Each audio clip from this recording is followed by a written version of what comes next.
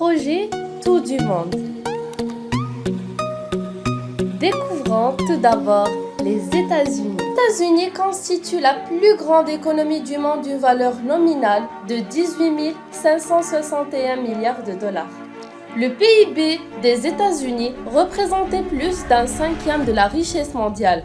Le pouvoir des Américains est le plus élevé du monde et le pays maintient également un très haut niveau de revenus par habitant. Les États-Unis, établis comme leader mondial dans l'automobile, le pays dispose d'une position très favorable dans les différents secteurs économiques. Ce pays est connu par son développement continu des infrastructures, les services de santé, l'éducation et l'environnement. Donald Trump a remporté l'élection présidentielle le 8 novembre dernier et nommé officiellement chef de l'État. Les États-Unis n'ont pas de langue officielle. L'anglais est la langue de 80% de la population. Sa capitale est Washington. Et pour finir, la République fédérale est le régime appliqué par ce pays. La plus riche, la plus adulée et la plus clivante, Apple est l'entreprise de toutes les deux mesures. Apple est fondée en 1976 par Steve Jobs et Steve Wozniak. C'est une société multinationale qui avait pour activité principale la fabrication et la vente des ordinateurs. Mais, depuis les années 2000, la société se diversifie dans le domaine technologique, avec la sortie des iPods et des iPhones. Apple est reconnu par sa force de vendre ses produits aux adolescents. C'est l'une des entreprises les plus admirées dans le monde, grâce à l'intégration verticale de ses produits. Son marketing est fondé sur l'innovation, l'agronomie et l'esthétique de ses produits, ainsi ses campagnes publicitaires très originales. Voici un tout petit extrait.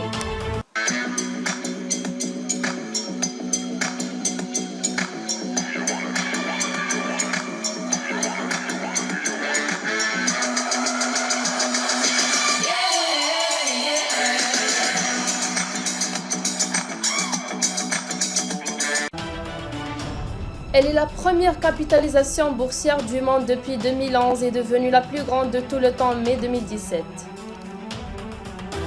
Ainsi qu'elle a réalisé un chiffre d'affaires de 216 milliards de dollars dont les 2 tiers provient de la vente de l'iPhone. Apple, grâce à sa créativité et à sa rapidité d'innovation, elle a séduit le public. C'est pourquoi je vais tenter de répondre à cette problématique. En quoi la stratégie d'Apple a-t-elle permis à l'entreprise de se positionner parmi les leaders de la micro-informatique?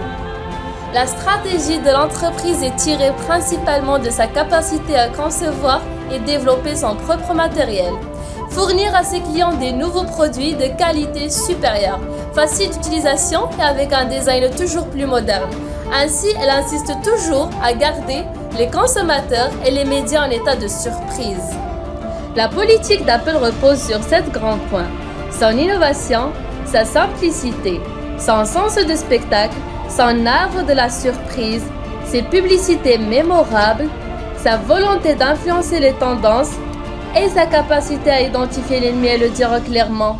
Passons au voisin de la plus grande force mondiale. Et oui, il s'agit du Canada. Le Canada figure parmi les pays les plus développés de la planète. Il est très connu par son climat froid et son automne. Le Canada est ouvert sur l'extérieur. Les échanges de biens comptent pour près des 3/4 du PIB. Plusieurs études ont démontré que ce pays détient le 3e réserve mondiale du pétrole, ainsi que les 3/4 des exportations canadiennes sont destinées au marché américain. En janvier 2017, le Canada compte 37 millions d'habitants et présente la plus forte croissance démographique de toute l'histoire. Et pour finir, le Canada est une démocratie parlementaire. Presque chaque minute et chaque jour, un avion décolle quelque part. Air Canada a un impact sur les gens, l'environnement et l'économie. Air Canada est l'un des plus importants transporteurs aériens du Canada à proposer des activités intérieures et internationaux, desservant plus de 180 destinations sur 5 continents. Air Canada fournit des services passagers réguliers, directs sur 60 villes au Canada, 49 aux États-Unis et 72 en Europe. Air Canada est un membre fondateur du réseau Star Alliance, le plus vaste regroupement de transporteurs aériens du monde. Air Canada se trouve au Québec. Elle a 2 filiales, Air Canada Rouge et Vacances Air Canada. Elle emploie 30 680 employés. La sécurité, la collectivité, l'environnement et les employés sont les 4 piliers sur lesquels repose la durabilité d'Air Canada. Air Canada a pour principal objectif de devenir l'une des meilleures sociétés aériennes du monde. Pour atteindre cet objectif, elle entend améliorer sans cesse l'expérience client et la mobilisation des effectifs et créer de la valeur pour les actionnaires en se concentrant sur 4 priorités. Établir et mettre en œuvre des initiatives de compression des coûts d'accroissement du chiffre d'affaires. Explorer et mettre en œuvre des occasions rentables d'expansion internationale, tirer parti des caractéristiques concurrentielles afin d'élargir les marges comme il se doit et assurer sa croissance et livrer concurrence efficacement sur le marché des voyages, d'agrément à destination et au départ du Canada. Nouer un lien de confiance avec la clientèle en améliorant constamment son expérience de voyage et en offrant en tout temps un service à la clientèle de qualité supérieure, tout en se focalisant davantage sur le passager et produit de la cabine de haut rapport.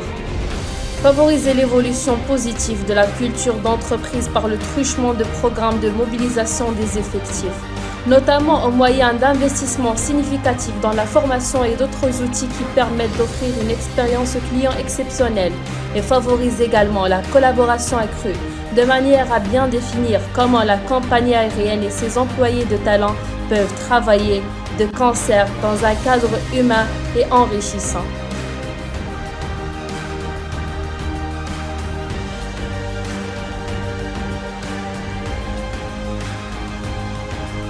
Air Canada.